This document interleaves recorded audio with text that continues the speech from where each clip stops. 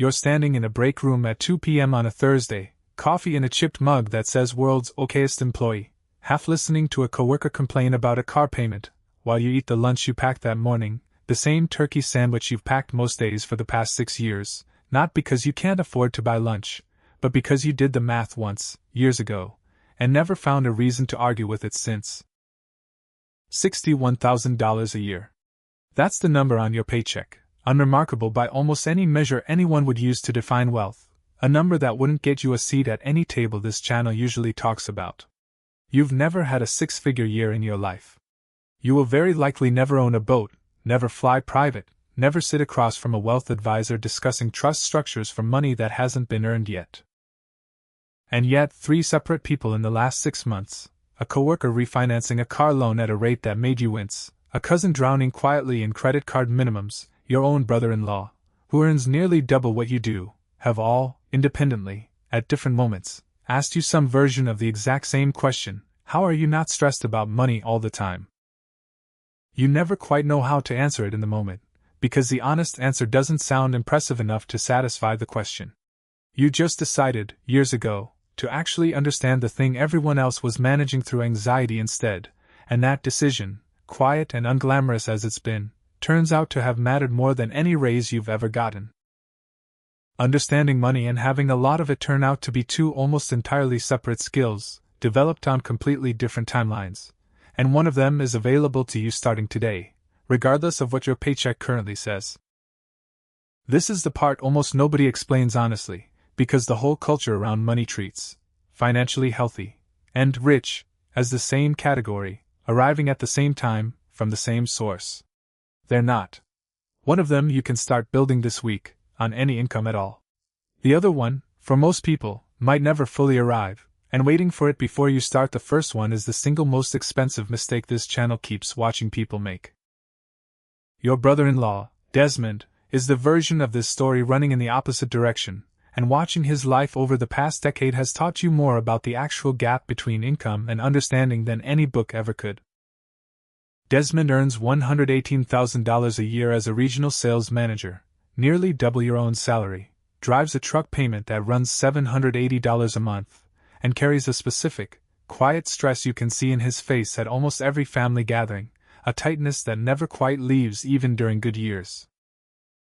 At a barbecue last summer, 3 beers in, he tells you, half joking, that he genuinely doesn't know where the money goes some months, that it just seems to disappear between the direct deposit and the following payday, a mystery he's been living inside for years without ever once, as far as you can tell, sitting down to actually solve it.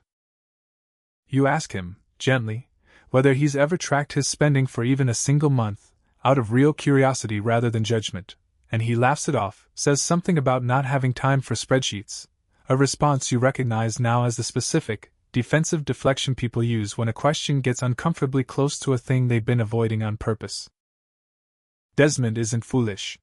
He's simply never once done the thing you did, years earlier, on a random Tuesday night that changed almost nothing about your income and almost everything about your relationship to it. Desmond earns nearly double what you do and carries triple the stress, and the gap between you was never about the paycheck. It was about which one of you decided, at some point, to actually look directly at the numbers instead of managing them through a constant, low-grade avoidance. You go back, telling this story to yourself the way you sometimes do on quiet nights, to the actual Tuesday it started, 8 years ago now, sitting at a kitchen table that's since been replaced, doing something you genuinely never done before in your entire adult life, writing down every single dollar that had left your accounts in the previous 30 days. The exercise wasn't sophisticated. You didn't have an app, didn't have a system, just a legal pad and a stack of bank statements, and you were embarrassed, genuinely embarrassed, by what the total revealed, $340 in a single month on delivery apps you'd barely registered ordering from, a gym membership you hadn't used in 4 months, 3 separate streaming subscriptions overlapping in content you'd already watched on 2 of the others. None of it was dramatic. None of it was the kind of overspending that makes for an exciting confession. It was just quiet, unexamined leakage, the specific, boring kind of financial mismanagement that doesn't announce itself with a crisis, just slowly drains a modest income until there's nothing left at the end of most months to explain where it went. You didn't earn a single additional dollar that month. You just, for the first time, knew where the existing dollars were actually going, and the knowing itself, more than any specific cut you made afterward, is the thing that actually changed something. You'd spent years assuming your salary simply wasn't enough. That Tuesday night taught you the salary had never really been the problem. The not knowing was. The single most expensive financial mistake most people make isn't a bad investment or an impulsive purchase. It's simply never once looking directly at the full picture, the way you avoid an unpleasant number on a scale, and the not looking costs vastly more, over a decade, than almost any specific bad decision ever could. Your cousin Marisol is drowning, quietly, in a different version of the same problem, and the conversation you finally have with her, 2 years ago now, taught you something about the specific shame that keeps this whole cycle running longer than it needs to for most people.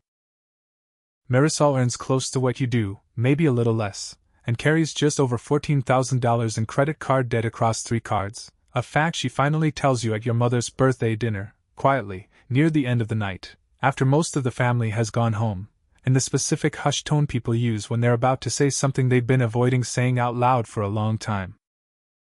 You ask her, as gently as you can, whether she knows the actual interest rates on each card, and she doesn't, not exactly, guesses at a number that turns out, when she checks later that week, to be significantly lower than the real one, a specific, painful gap between what she assumed and what was actually true that had been quietly compounding against her for years while she avoided looking closely enough to notice. You don't lecture her. You just offer, the way someone once should have offered you, to sit down together and actually map it out, the same unglamorous legal pad exercise you did 8 years earlier, adapted now to her specific numbers instead of your own. It takes her, once she finally looks directly at it, about 4 months to build a real plan, and about 2 years to pay off the debt entirely, slower than she'd like, faster than she expected, and the thing she tells you afterward, the thing that stays with you, is that the hardest part was never actually paying it down. It was the first night sitting across from you, finally saying the number out loud, breaking a specific silence she'd been maintaining, out of shame, for years longer than the debt itself had actually existed. The shame around not understanding money keeps more people stuck than the actual numbers ever do. Almost nobody is taught how to look at this stuff directly, and the not knowing gets quietly recoded, over years, as a personal failing instead of what it actually is, a completely ordinary gap in a specific, learnable skill nobody ever sat most people down and actually taught them. The actual mechanics of what understanding money means, stripped of any specific income level, turn out to be almost embarrassingly simple once you finally see them laid out plainly, a fact that surprises nearly everyone you've ever walked through this with, including, 8 years ago, yourself. It means knowing, at any given moment, roughly what's coming in and roughly what's going out, without needing to check to be sure. It means understanding the actual interest rate on every debt you carry, not a vague sense of it, the real number, because the real number is frequently worse than the vague sense, and the gap between the two is where most of the damage quietly accumulates. It means having some version of an emergency fund, however modest, specifically so an unexpected car repair becomes an inconvenience instead of a crisis that resets months of progress. It means understanding, at least roughly, the difference between debt that's actively working against you and debt that's structured reasonably, a distinction almost nobody explains clearly to people before they're already deep inside several kinds of it at once. None of these things require a 6-figure income. None of them require a financial advisor, a fancy account, or a single dollar of investable assets. They require, mostly, the willingness to look directly at something most people have spent years being quietly trained to avoid looking at, out of embarrassment, out of fear, out of a specific cultural discomfort around money that keeps otherwise capable people managing their entire financial lives through anxiety instead of information. You don't need a single extra dollar to start understanding money. You need about 6 hours of honest, unglamorous attention, spread across a few evenings, and the willingness to feel briefly embarrassed by what that attention reveals, which turns out to be a vastly smaller price than the years of quiet stress the avoidance was actually costing you instead. Desmond, eventually, comes to you too, nearly a year after that barbecue conversation, on a night when the truck payment and a surprise medical bill collide badly enough that he finally runs out of ways to avoid the numbers he's been avoiding for years. You sit with him the way you sat with Marisol, the legal pad now replaced by a simple spreadsheet you've refined over years of doing this for other people in your life, and you watch him do the specific, uncomfortable work of finally looking directly at a picture he's spent a decade managing through vague dread instead of actual information. He earns nearly double what you do. It takes him, once he actually looks, less than a single evening to identify almost $400 a month in genuinely unnecessary spending, money that had simply never been examined closely enough for him to notice it was there at all. He tells you, months later, at another family gathering, that the specific tightness he used to carry in his chest during money conversations is mostly gone now, not because his income changed, not because anything dramatic happened, just because he finally knows, instead of guessing. And the knowing itself turned out to be worth more than the $8,000 additional dollars he was earning above your own salary the entire time he was quietly falling apart underneath it. Understanding money doesn't require catching up to anyone else's income first. It requires only the decision to stop managing your specific numbers through avoidance, starting exactly where you are, on exactly the income you currently have, tonight, if you're willing to look.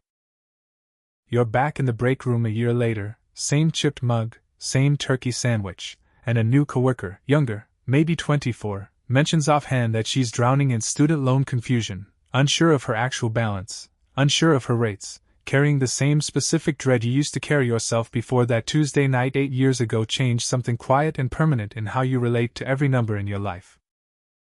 You don't lecture her either. You just ask, the way you asked Marisol, the way you eventually asked Desmond, whether she's ever actually sat down and looked at the whole picture at once, and you watch her face do the same thing every face does at this exact question, a flicker of discomfort, followed, more often than not, by a specific, quiet curiosity that wasn't there a moment before. You still earn $61,000 a year. You will very likely never own a boat, never fly private, never sit across from anyone discussing trust structures for money you haven't yet earned. And somewhere along the way, without ever crossing a single milestone this channel usually talks about, you became the person 3 different people in your life have quietly turned to when the specific, ordinary weight of not understanding their own money finally became too heavy to keep carrying alone. And it turns out that was never actually about the number on your paycheck at all. It was about the 6 honest hours you spent, years ago, finally willing to look.